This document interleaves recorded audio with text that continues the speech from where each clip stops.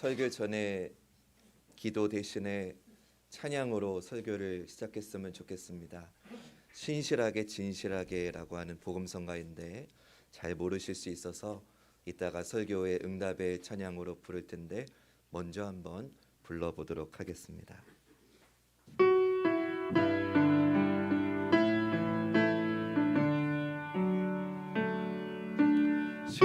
신실하게 진실하게 거룩하게 살게 하소서.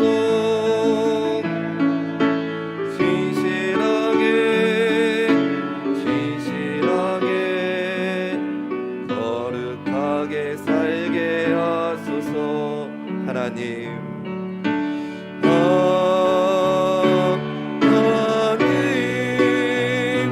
나의 마음 만져주소서. 하나님 나의 영혼 새롭게 하소서. 신실하게 진실하게 진실하게 진실하게 거룩하게 살게 하소서. 진실하게 진실하게 거룩하게 살게 하소서. 하나님 나의 기도 하나님 나의 기도 들어주소서.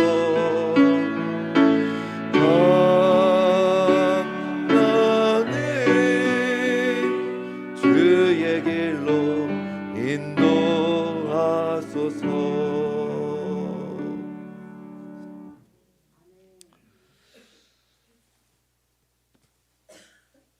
좋으신 주님의 은혜와 평강이 예배의 자리에 나오신 모든 성도님들과 함께 하시기를 간절히 소원합니다.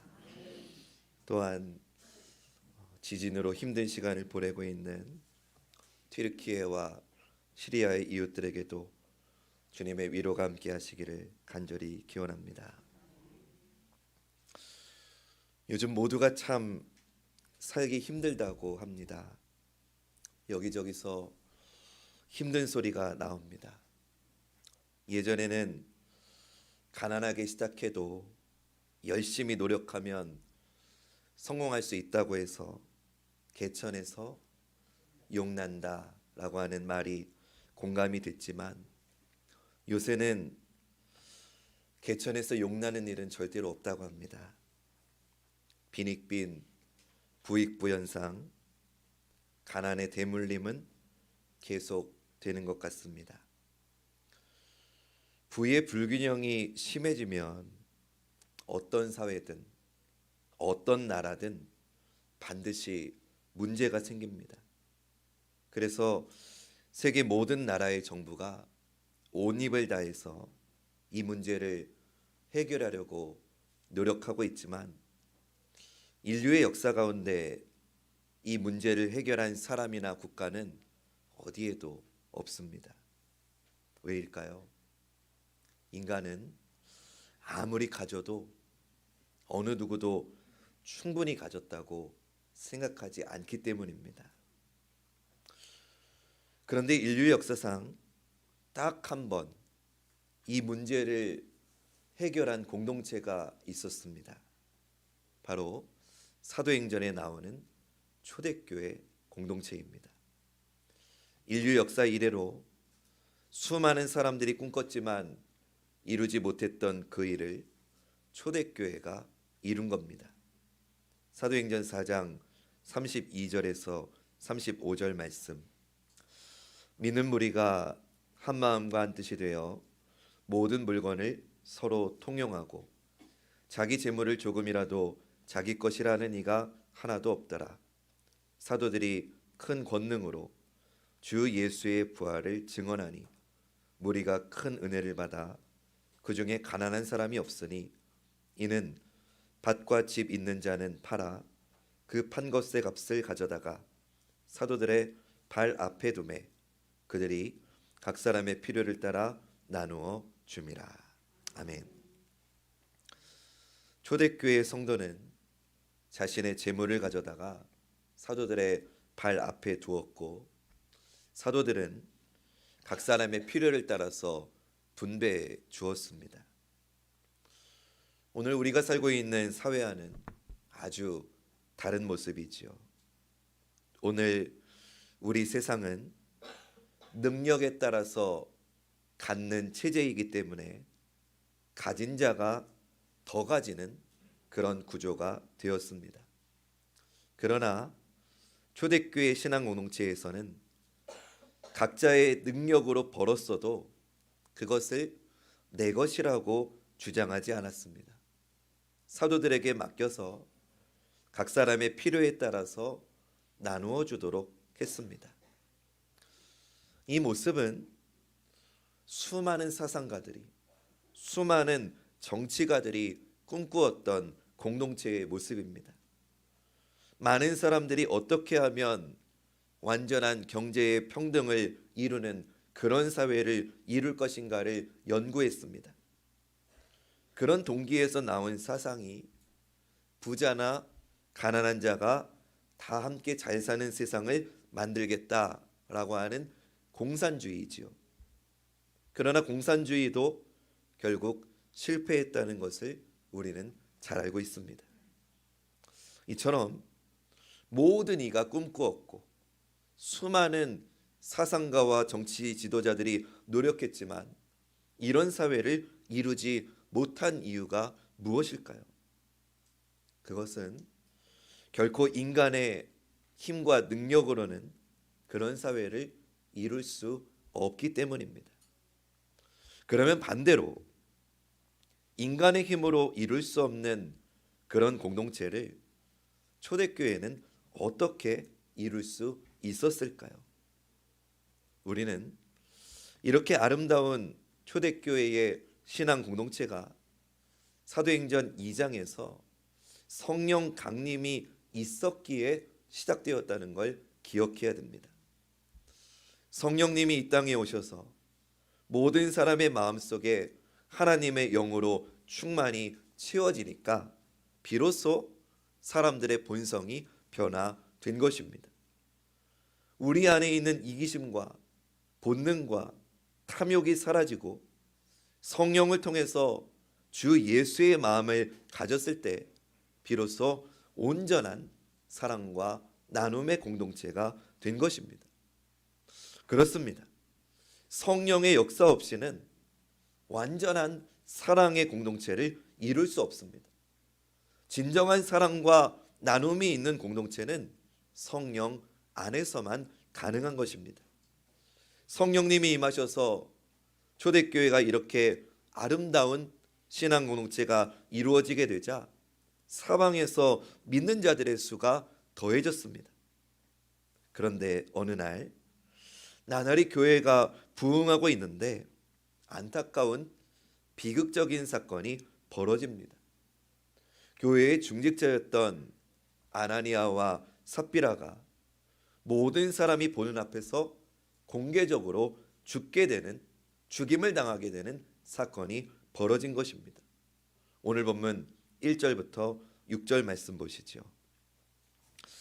아나니아라는 사람이 그의 아내 삽비라와 더불어 소유를 팔아 그 값에서 얼마를 감춤해 그 아내도 알더라. 얼마만 가져다가 사도들의 발 앞에 두니 베드로가 이르되 아나니아야 어찌하여 사탄이 내 마음에 가득하여 내가 성령을 속이고 땅값 얼마를 감추었느냐. 땅이 그대로 있을 때에는 내 땅이 아니며 판 후에도 내 마음대로 할 수가 없더냐.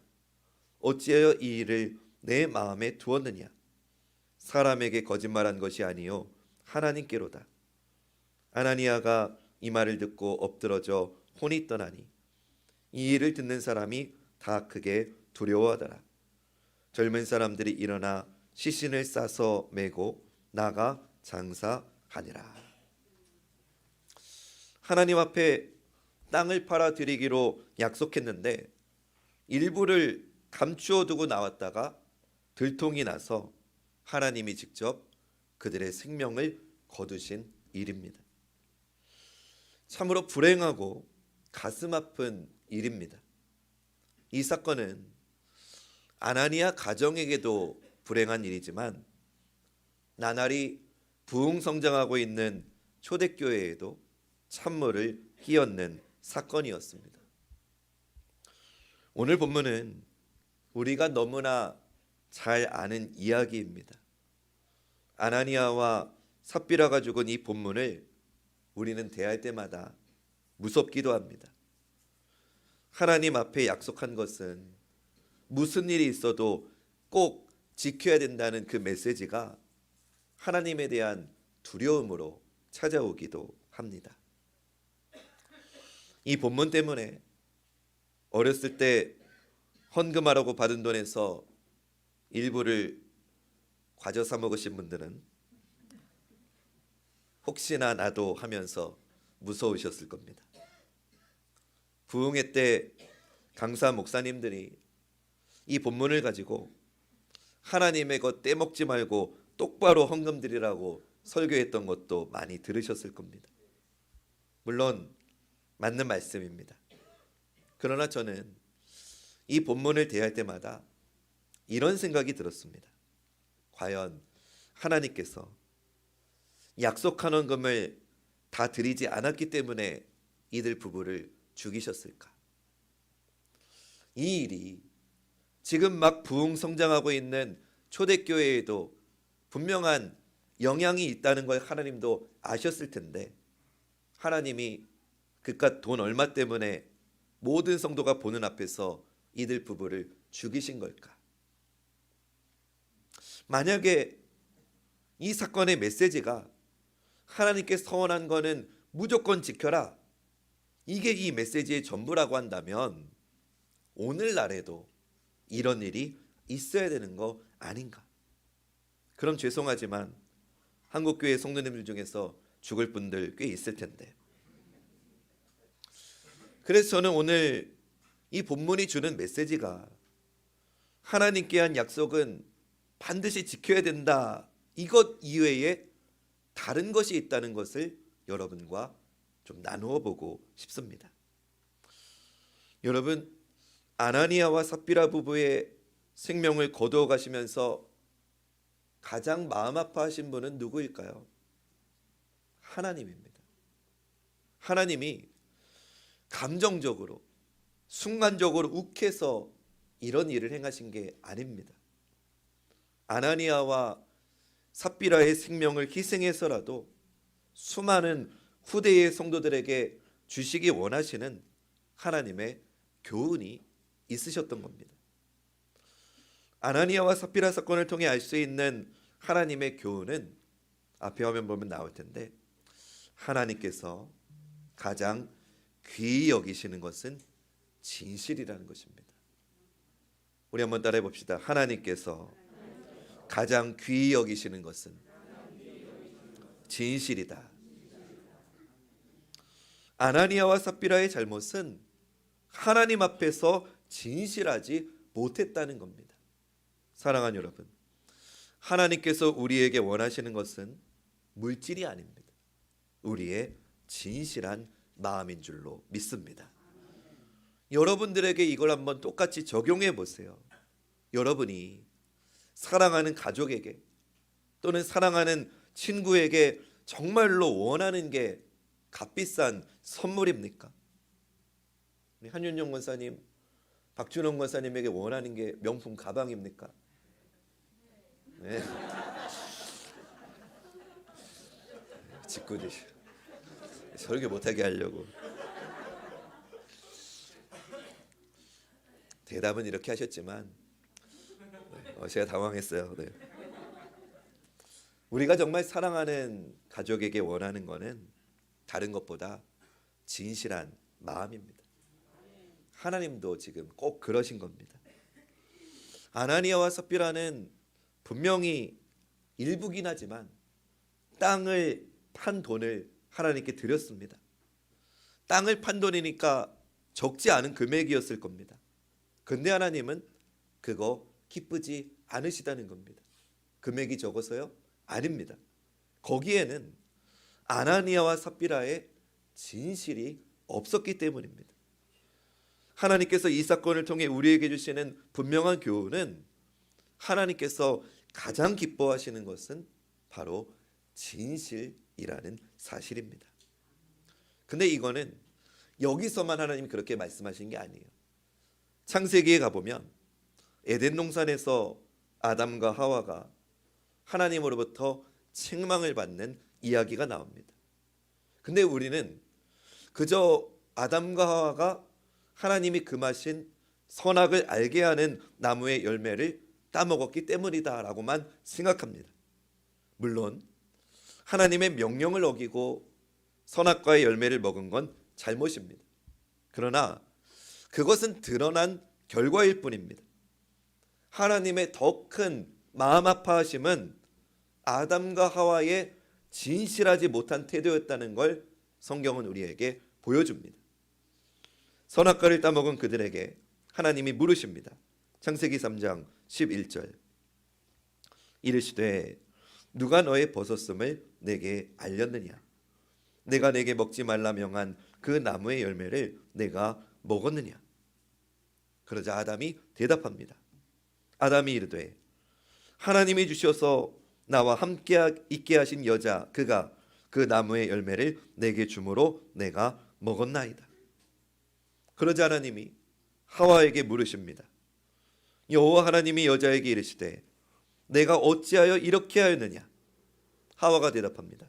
여자가 이르되 뱀이 나를 깨므로 내가 먹었나이다. 하나님께서 진노하신 것은 이들이 선악과를 따먹은 그 사실보다도 하나님 앞에서 진실하지 못한 그들의 태도 때문이었습니다. 첫사람의 살인사건인 가인과 아벨 사건에서도 하나님이 똑같은 이유로 진노하십니다. 동생을 돌로 쳐 죽였을 때 하나님이 가인에게 물어보십니다. 창세기 4장 9절 여호와께서 가인에게 이르시되 내 아우 아벨이 어디 있느냐? 가인이 대답합니다. 그가 이르되 내가 알지 못하나이다. 내가 내 아우를 지키는 자니까. 사랑하는 여러분, 하나님의 명령을 어기고 선악을 알게 하는 나무의 열매를 먹은 거 물론 죄입니다. 그러나 하나님 앞에서 용서받지 못할 죄는 아니었습니다. 동생을 죽인 죄 큰 죄입니다.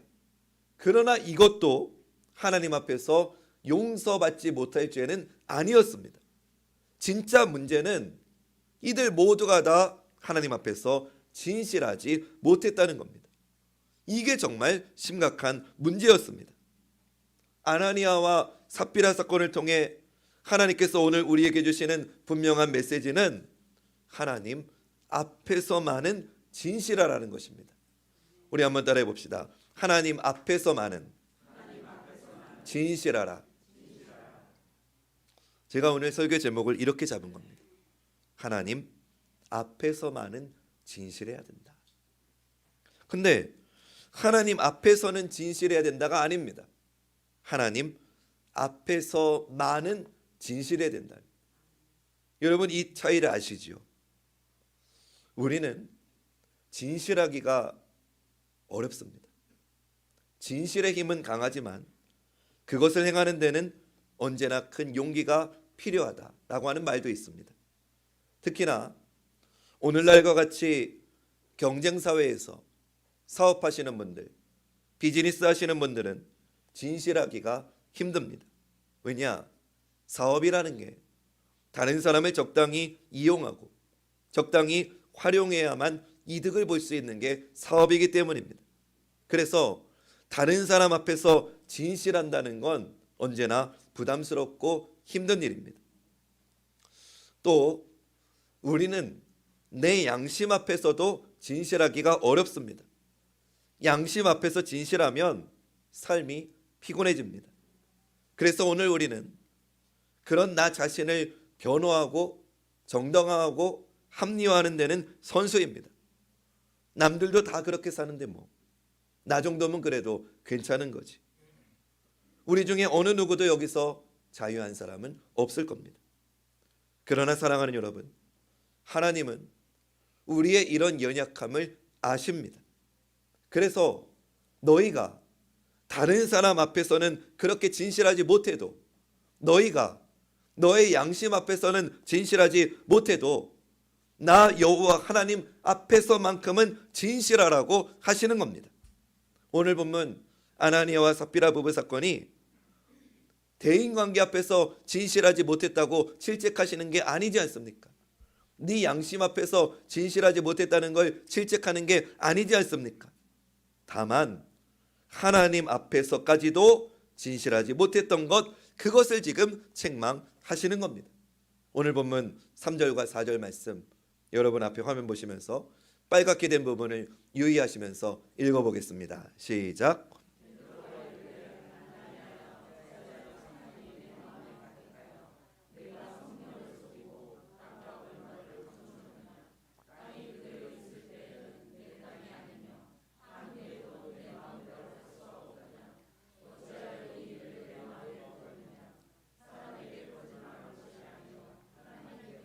아멘. 사랑하는 여러분, 우리는 하나님 앞에서만이라도 진실한 사람이 되어야 됩니다. 하나님 앞에서 진실할 때 내 양심 앞에서도 진실할 수 있는 겁니다. 다시 말씀드립니다. 아나니아와 삽비라의 죽음은 하나님 앞에서의 진실의 중요성을 우리에게 일깨워 주는 것입니다. 그러면 아나니아와 삽비라 이들 부부는 왜 진실하지 못했을까요? 이들 부부가 처음부터 진실하지 못한 부부였을까요? 그렇지는 않았다고 저는 생각합니다. 왜냐? 적지 않은 땅을 그 판 돈을 얼마나 비쌉니까? 그 돈을 전부는 아니지만 그래도 하나님께 드리겠다고 결심했다는 것은 분명히 믿음이 있었다는 걸 보여주는 겁니다. 근데 문제는 그들의 진실이 변질되는 순간이 있다는 겁니다. 사도행전 4장 36절과 37절 말씀 보시죠. 구브로에서 난 레위족 사람이 있으니 이름은 요셉이라. 사도들이 일컬어 바나바라, 번역하면 위로의 아들이라 하니 그가 밭이 있음에 팔아 그 값을 가지고 사도들의 발 앞에 두니라. 아나니아와 삽비라 이 사건이 있기 전에, 바로 전에 바나바라고 하는 사람이 자기 밭을 팔아서 사도들의 발 앞에 드리는 일이 있었습니다. 바나바는 사도행전에서 최초로 밭을 팔아서 드린 사람이었던 겁니다. 아마 교회에 대해서 칭찬이 잦아있을 겁니다. 야, 역시 바나바다. 바나바는 정말 대단한 사람이다. 우리도 바나바의 믿음을 본받아야 되겠다. 바나바는 땅을 판 돈으로 불쌍한 사람들을 구제해줬다. 교회 내에서 이런 바나바를 향한 칭찬이 잦아있을 겁니다.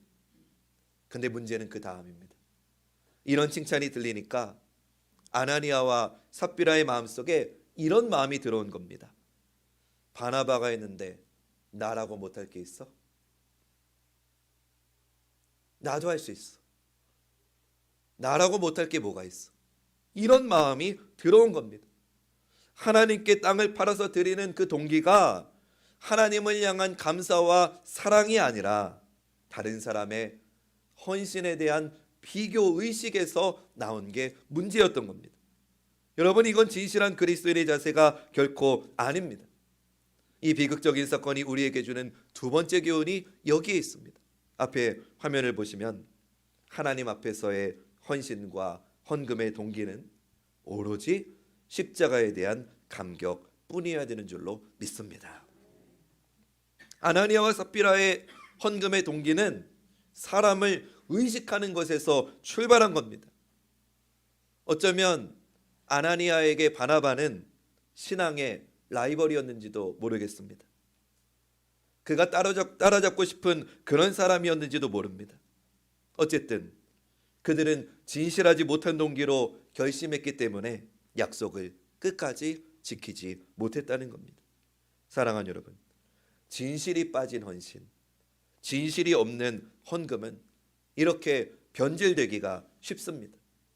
아나니아와 삽비라의 이 범죄는 진실하지 못한 동기로 헌금하는 우리, 진실하지 못한 마음을 가지고 봉사하는 우리의 결말이 변질될 수 있다는 걸 우리에게 보여주는 것입니다. 오늘 본문이 우리에게 마지막으로 주는 교훈은 앞에 화면 보시면은 내 가장 가까운 사람은 내가 책임져야 한다는 것입니다. 우리 이거 한번 따라해 봅시다. 내 가장 가까운 사람은 내가 책임져야 된다.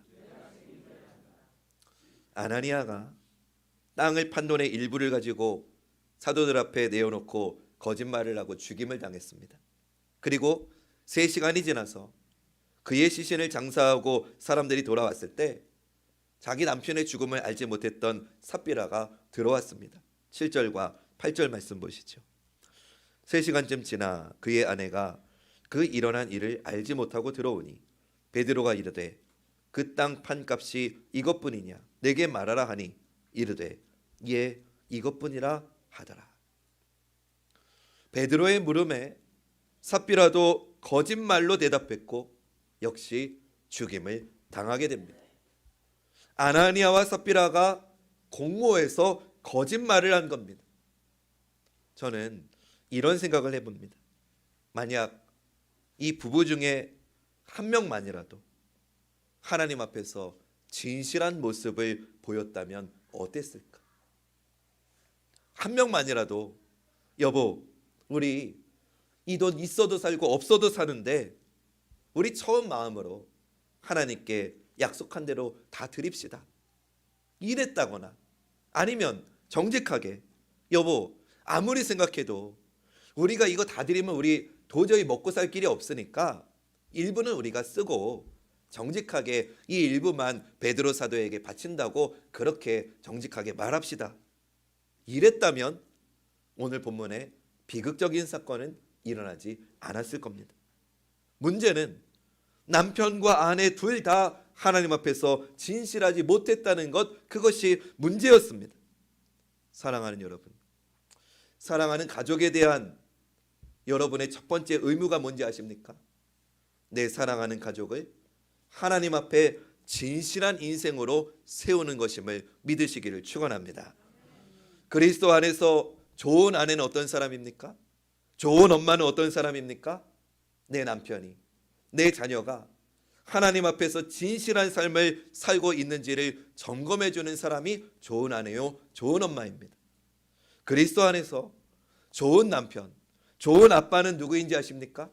내 아내가, 내 자녀들이 하나님과의 관계를 바르게 세우고 있는지를 점검해 주는 남편, 아빠입니다. 명품 대학을 보내는 게 중요한 게 아닙니다.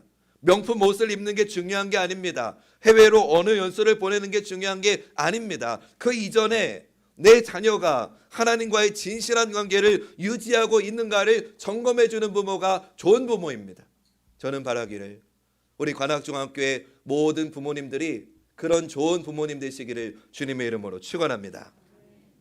아나니아와 삽비라의 비극적인 사건을 통해 우리가 깨달아야 되는 것은 사랑하는 사람에 대한 내가 지켜줄 단 하나의 가치는 하나님 앞에서의 진실이라는 것입니다. 그리고 내 가족이 하나님 앞에서 진실하지 못했을 때 그 피해는 고스란히 나에게도 되돌아온다는 걸 우리는 기억해야 됩니다. 사랑하는 여러분, 하나님 앞에서만은 진실하십시오. 하나님 앞에서만은 진실하십시오. 왜 아멘 안 하세요? 하나님 앞에서만은 진실하십시오. 그래야 우리가 살 수 있습니다. 진실할 수 있는 능력은 결코 나의 노력이나 내 인격 수양으로 오지 않습니다. 진실할 수 있는 능력은 성령 안에서 주어지는 축복입니다. 그렇게 우리 모두 하나님 앞에 나아갈 때 우리의 부족함을 고백하고 간구해야 됩니다. 언젠가 우리 모두가 다 진실과 직면하게 될 날이 있다는 걸 기억하며 정직한 모습으로 하나님 앞에 나아가야 되는 것입니다. 중국에 어떤 시골에 농부가 하나 있었습니다. 근데 이 농부는 게으른 사람이었습니다. 농부가 게으르니까 말 다 했지요. 농사 짓기를 무척 싫어했습니다. 어떻게 하면 편안하게 잘 먹고 잘 살 수 있을까? 그것만 궁리하다가 자기 가까운 친척 중에서 궁중 악대의 지휘자가 있다는 것을 알게 됐습니다. 그래서 그는 그 친척을 찾아가서 자기를 좀 그 궁중 악단에 넣어달라고 사정을 했습니다. 그래가지고 이 친척 지휘자가 어쩔 수 없이 피리 부는 연주자 중에 하나로 이 농부를 넣어줬습니다. 이 농부가 피리를 연주할 수 있었느냐? 아니었습니다. 근데 상관없었습니다. 피리 부는 연주자가 수십 명이었기 때문에 그냥 피리 부는 신용만 하면은 어디를 가나 잘 먹고 잘 살 수 있었습니다. 그래서 이 게으른 농부는 한동안 행복하게 잘 살았습니다. 근데 세월이 흘러서 왕이 죽고 새로운 왕이 즉위했습니다. 이 새로운 왕은 음악을 너무나 좋아하는 사람이었습니다. 그래서 자기 취임식 때 이 궁중악대가 연주하는 곡을 듣고 너무 감동을 받아서 왕이 명령을 내렸습니다. 내일부터 한 사람씩 내 앞에 와서 한 곡씩 연주하고 가라고. 농부가 고민했습니다. 이럴 줄 알았으면 궁중악대에 들어올 그 순간부터 연주하는 법을 배워둘 걸. 후회했지만 이미 때는 늦었습니다.